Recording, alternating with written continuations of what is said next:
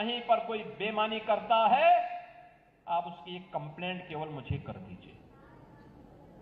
भ्रष्टाचार जो घुन की तरह व्यवस्था को खोखला कर रहा है, इस पर बड़े प्रहार की तैयारी के साथ सरकार कार्य करने जा रही है।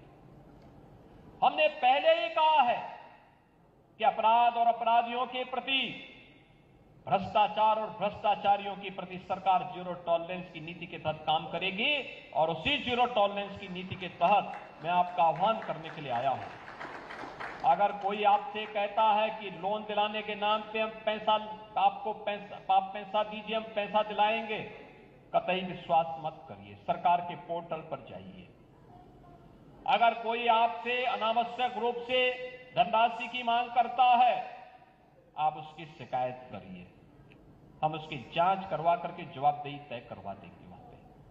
और याद रखना, जो गलत तरीके से आपसे पैसे की डिमांड करेगा, याद रखना, मुझे लगता है कि वह व्यक्ति अंतिम उस परिवार की सर्विस होगी, उसके बाद फिर कभी कोई सरकारी सेवा में आने वाला नहीं है। फिर उसके बाद कभी उसको अवसर नहीं मिलने वाला है।